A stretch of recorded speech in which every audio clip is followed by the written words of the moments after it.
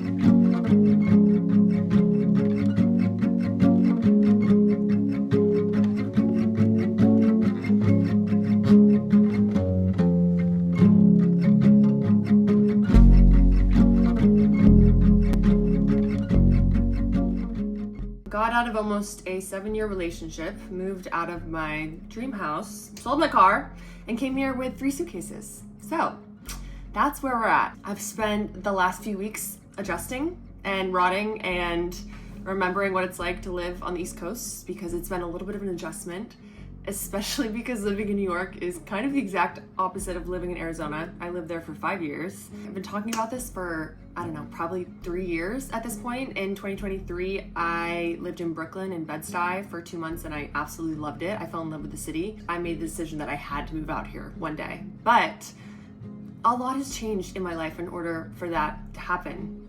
I moved out of Arizona, which I've been living there since 2020. It's been a very grounding place for me because I've traveled all over the world, but I've always come back to Arizona, so it does feel a little strange. I found a sublease for about 2.5, 3 weeks, which is where I'm at now, so this is not my permanent place. Probably won't end up looking for a lease until beginning of next year. I just feel like everyone's looking for an apartment right now. All the students are coming to New York. Everyone's here for the good weather, so I'm gonna wait. I'm gonna sublease and bounce around and travel and live out of my suitcases for the next few months until I figure out what area of New York I really want to be in. I haven't lived in a cold state since I was 18. I grew up in Massachusetts. I moved to Florida when I was 18 for college, and then I moved out to Arizona. And I've been there for the last 5 years. So yeah, it's gonna be an adjustment. It feels weird for sure, not feeling grounded or having a real home base and just living out of suitcases in other people's homes, but it's exciting and it's given me a sense of freedom that I've never really experienced before. So I'm excited for the opportunities and scared shitless and terrified. And there's some moments where I'm looking around, I'm like, oh my God, I'm in New York. And then other times where I'm like, oh my God, what the fuck am I doing? Because it's scary, especially when anyone who's been in a relationship for a long period of time, more than a few years, and you've lived with your partner, you know that it's an adjustment. I think that was the hardest part, was moving out and realizing, oh my God, I'm alone. Even if you have roommates, it's still just a different experience having someone that you talk to every day and that you can sleep in the same bed as and share mundane life experiences with and incredible life experiences with. But it's weird going from that every day to like nothing. So it's been an adjustment. I wouldn't say I'm lonely. I'm just realizing that I am alone, which is liberating and really scary at the same time. I'm excited for the adventures that will come my way. With all the loss and the change and the experiences I've had over the last few months, I feel like it can bring nothing but good opportunities to my life. I feel like I've lost a lot, but that leaves room for me to gain a lot. Don't worry, I'm not leaving my chunk, my pudge, my child, Effie, in Arizona forever. Eventually, when I sign a lease and get an apartment that's up to her standards, I will be moving her here. For now, she's fine in Arizona. There's no reason for me to drag her from sublease to sublease, especially because she has FIC, which is a bladder issue in cats. So when she gets stressed out, her bladder inflames and then it's really painful for her. So there's no reason to cause her extra stress, especially when she's comfortable in the situation she's in. She's fine. I also looked it up. I was like, well, my God, forget about me while I'm away. She'll remember me. She's fine, not worried about her. Just a lot of changes, a lot of adjustments, a lot of things to relearn and get used to, since this is my first time being single in my adult life, which is really interesting. I feel like a teenager again, and in good ways and in bad. Every person I've talked to over the past few weeks has given me this look of like, how are you doing? And I'm like, guys, I promise I'm fine. There's moments that really fucking suck, especially late at night, but I'm okay, and I will be okay.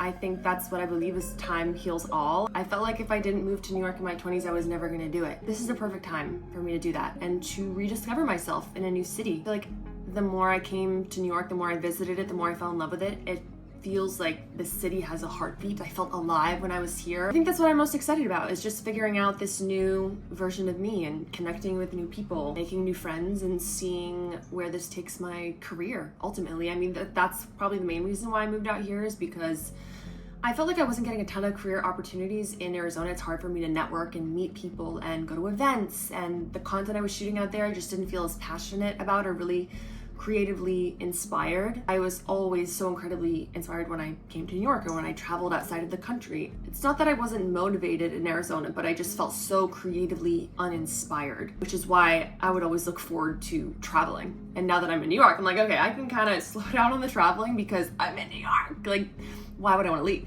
I mean, it gets a little overwhelming and overstimulating at times. I'm getting used to not having a car and having to walk to do my laundry, not having a dishwasher. All the basic necessities that I've taken for granted my entire life I don't have. It just doesn't really feel real. Even though I'm here, I've been here for a couple of weeks now, it doesn't feel real. I don't know how to explain it. You know that saying that says, no matter where you go, there you are? I feel like that's something I've definitely lived through while being here. I thought that leaving Arizona would kind of leave my problems and troubles and stresses behind. If anything, they're more amplified here because I have nothing to do but think.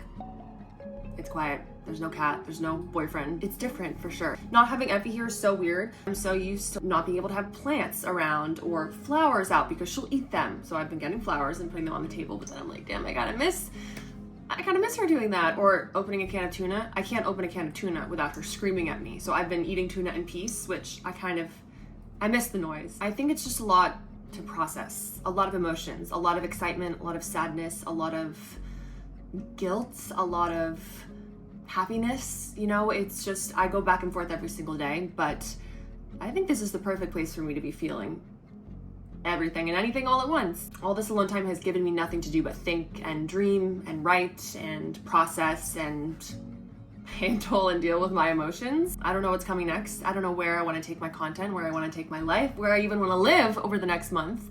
Somewhere in New York, obviously. It's nice having someone to talk to, even if it's just the back of my phone camera. I think it will be an exciting journey and adventure. And I love new adventures. I love change. No matter how hard it is, I think it's the only thing that really can propel us forward in life.